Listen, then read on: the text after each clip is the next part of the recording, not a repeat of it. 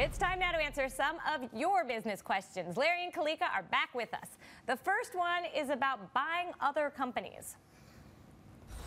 I would like to grow my company through acquisitions. What is the best way to do that when I don't have a very strong balance sheet?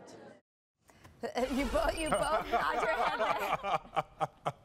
The question of the ages. All right, Larry, what do you think? Is there a way? Well, there is a way, but let's be honest. It's a long, hard way to get there if you don't have a strong balance sheet. So I would suggest really looking at strategic alliances with people who have done it before.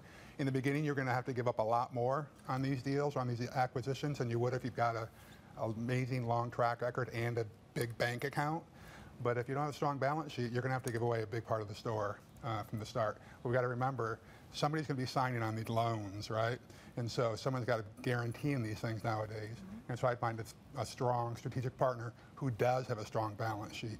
And then just kind of work into it. What do you think, Kalika? You know, I really agree too. I think that the main focus really should be to work on your balance sheet first. But then if you do, don't have a strong balance sheet, you may want to try equity financing. And that only assumes if you have a great profit and loss statement, that you're doing better revenues and profits than your competitor. Right, that people believe in you, that they want to be a part of your company. Okay, let's move on to the next one. It's an email from Stephanie, and she writes, I have a very good small business idea. I was told to be careful who I share it with. What are the steps I should take? Who can I trust with this idea? We used to get this question all the time, and we haven't in a few years, funnily enough. I'd love to get your opinion because people have wide opinions on this, various opinions. Okay, Kalika. So it really just depends on which stage you're at. Are you in the napkin stage when you're still formulating the idea? If so, then I would do some online research and see, one, is the product patentable? That's what I did when I did my LuxLink purse hook product. I checked the USPTO.gov website. Did you tell anyone about it? I did. I told my husband. But that's it. Yes. So in that early stage, you wouldn't. At what point do you feel comfortable sharing it with other people? When I already had my idea formulated already, a little bit more, and then I knew that there was a minimum viable product. So just the idea. You didn't have a product. The company wasn't formed yet. You just had tested it. You know there's an idea that will work. Yeah, and I think that's okay to do. But the one thing that as you share your idea with trusted advisors, a lot of times you're going to get a lot of negativity. And if I listened to all those trusted advisors, I probably wouldn't have worldwide patents that I do today. Right, okay.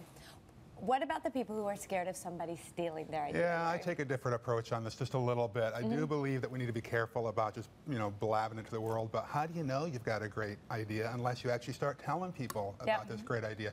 I had a coaching client who came up and told me, hey, I've got this amazing idea, and she wanted me to sign a confidentiality agreement, which I think we ought to be doing, confidentiality agreements, non-disclosures, non-circumvents, absolutely. But then when we went to the USPTO office and looked, guess what? There were 8 other patents out there for products that she thought was like the first to market. Well, it's not. Here's the thing. Most people have great ideas and they're afraid to share them, but 99.9% of the people who have that idea are never going to do anything with it. They're never going to take it to market. They're never going to launch it because they don't have the guts to do it. So I say, tell people about it, get feedback. This whole minimum viable product is so powerful. We have to focus on this. But I'd be talking to people, yes, protect yourself though. Right, okay, so share, maybe what I'm getting from you guys is share it and you need feedback.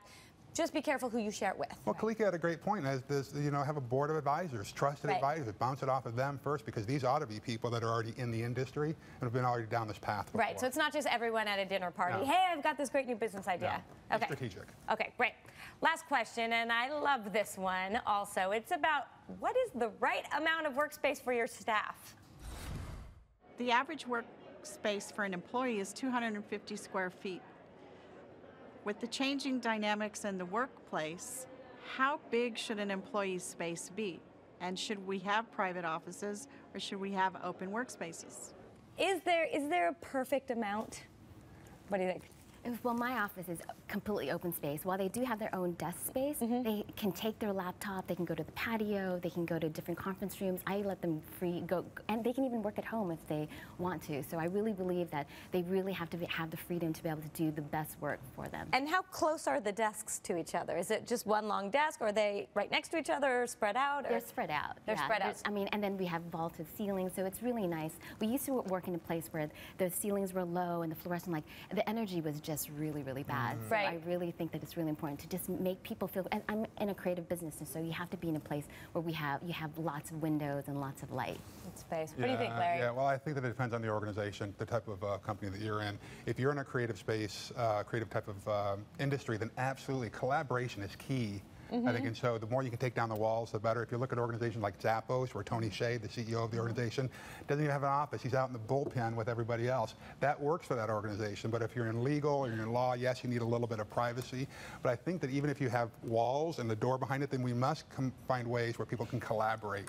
Collaboration is the key to success nowadays. Right, but I think she's not talking about, you know, how much can you give them, but how little can you give them. Oh, yeah.